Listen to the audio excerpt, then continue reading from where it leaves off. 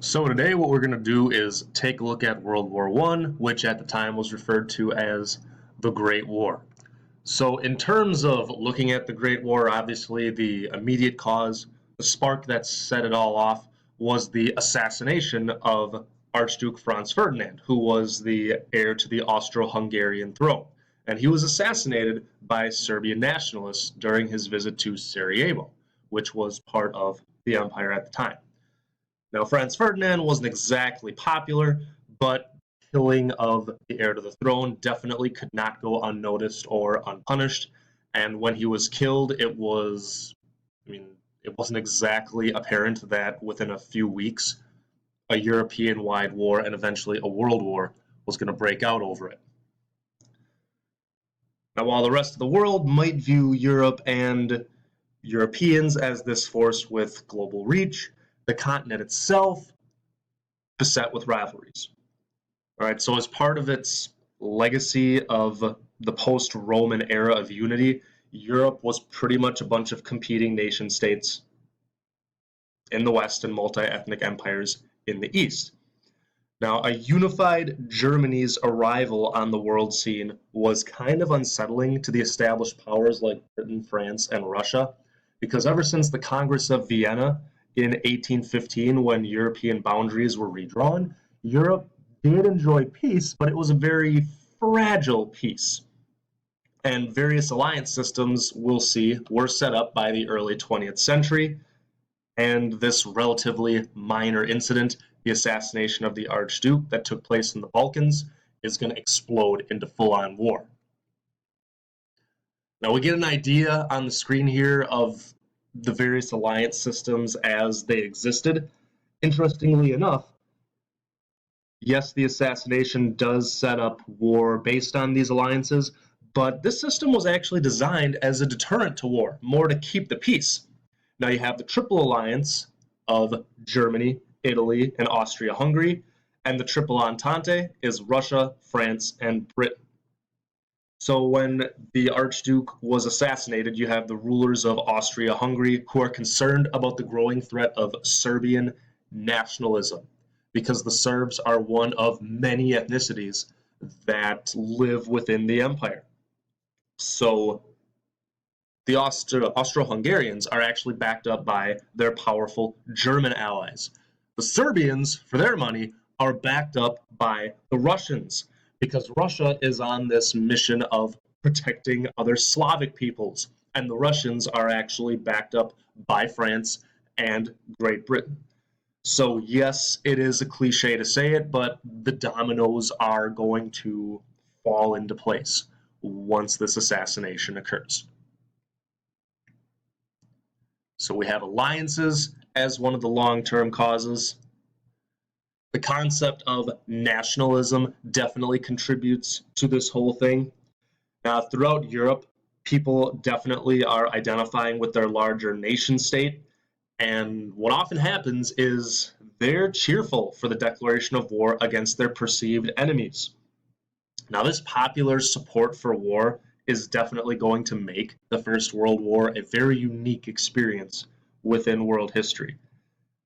Now, at the outburst, you have Slavic nationalism squaring off against the Austro-Hungarian opposition. So this kind of serves as the heart of the conflict, but the key is that leaders of these so-called great powers, these industrialized nations, really thought that the world was just a place for conflict and competition among rivals.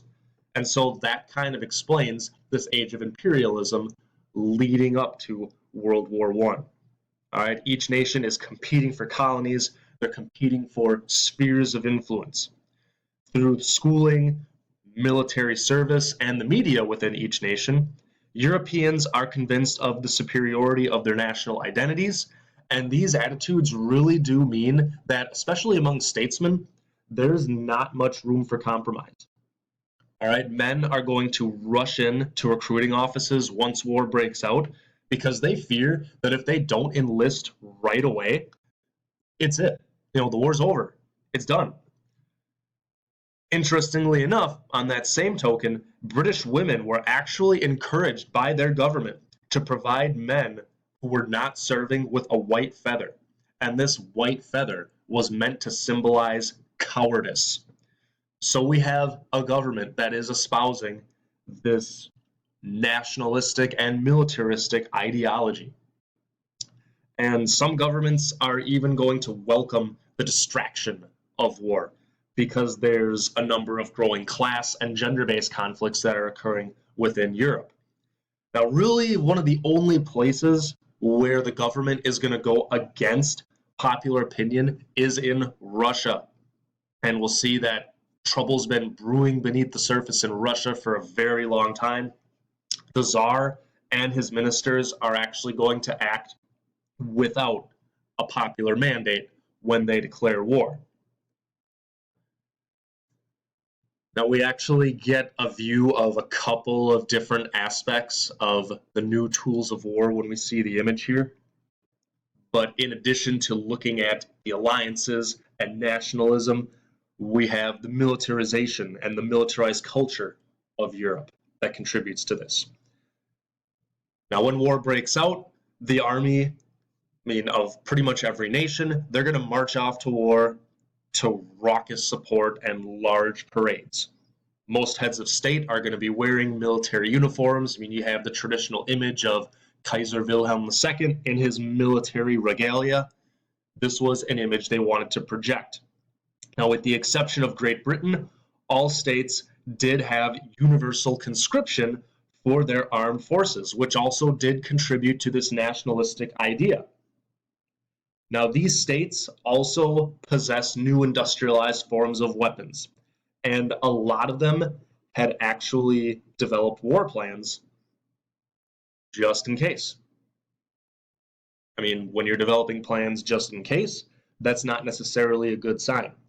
Now, Germany epitomized the militarism and the aggression of this era, and it especially was apparent when Kaiser Wilhelm II dismissed Otto von Bismarck because he wanted to engage in more aggressive foreign policy. So what he did was build up his navy, which caused Great Britain to pay more attention to conflicts on the European continent. They had kind of avoided it up to this point, and he also set off a naval arms race between the two nations.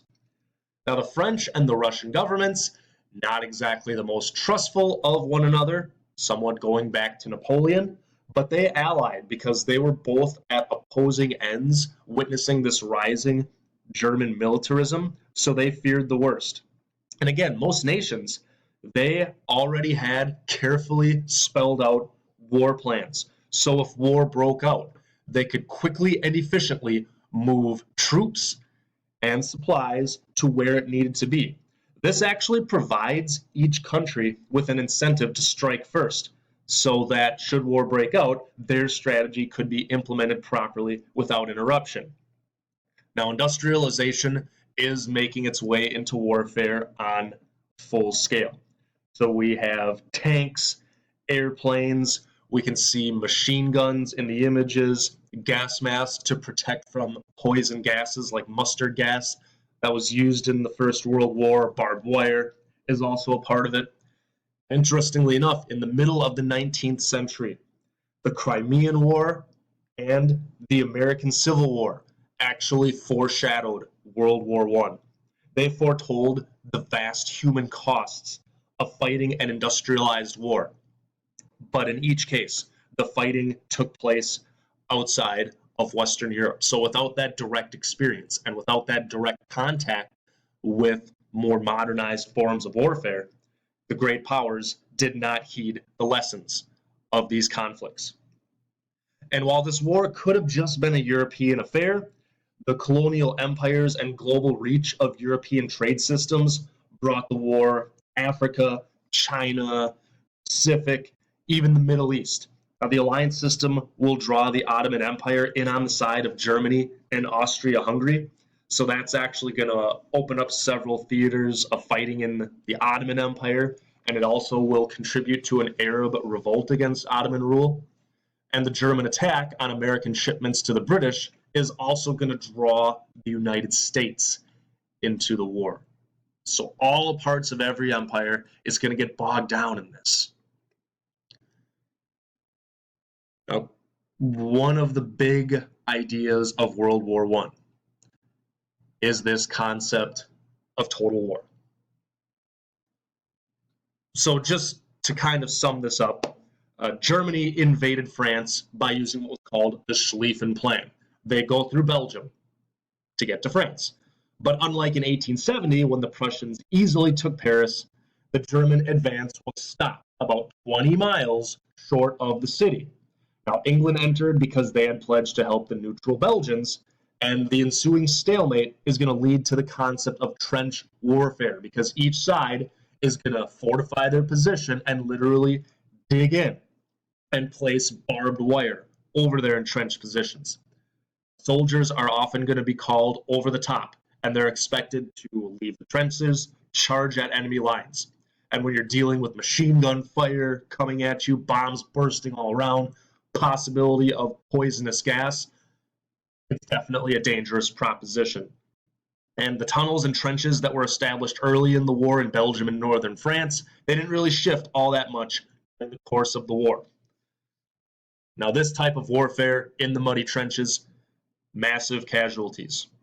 Battle of Verdun leads to the death of 500,000 German and French troops, while at the Battle of the Somme, nearly 1 million British and French troops were killed. And this is the battle where the Allied troops start walking towards the German lines and they get mowed down with machine gun fire. Contributing to the heartache was England had what was called the PALS program, where young men from the same town, street, or school could enlist and serve together in the same company. So many small towns and villages in England saw all of their young men just wiped out within a matter of minutes because they were all serving together. The slaughter was awful. Now, many are going to find themselves disillusioned by what they experience. War is not this great fantasy that they've been led to believe. You know, when war breaks out, everyone says, oh, the boys will be home by Christmas. Yeah, not happening. In 1915, a British doctor coined the term shell shock because soldiers were coming home from the front deaf, blind, or paralyzed, seemingly without any physical cause. And about 80% of these victims were unfit to return to duty. In the image, you can see that the young man in the lower left-hand corner is experiencing what was called shell shock, and the equivalent now is post-traumatic stress disorder. So not only with those who lost their lives, but those who lived were called the lost generation because they lost their hopes and dreams coming of age during this so-called Great War. Now, consumer goods are going to become scarce since industries are going to reshift to focus on the war effort. England's going to blockade German ports, and German submarines will target British shipping in the Atlantic. And the two actually were trade partners before this, but it's going to stagnate global trade, which had been humming along pretty good since the mid-19th century. And government is going to take more of an active role in economic planning due to the war effort, and a lot of corporations are going to work closely with the government. This simply means that the concept of economic liberalism is going to dwindle, and this idea of workers rising up, taking control of the factories, moot point, not happening. Unions lose their ability to strike. In many places, in a lot of nations, freedom of speech and assembly are going to be curbed, and Britain's parliament even is going to begin to regulate the hours that pubs were open because they're going to argue that drinking will decrease productivity. So this sort of begins an era of government stepping in. And in terms of opportunities for women, the nursing profession will expand. Women will take jobs in factories because so many men are off fighting. And in France, women are even going to run their family farms. And these trends will shift the ideology that women only belong at home. But women also are going to bear the cost of war, not only in working extra shifts, raising families alone, but also the fact that their husbands, brothers, fathers, sons are going to be off serving at the front. And there's always that worry about what's going to happen.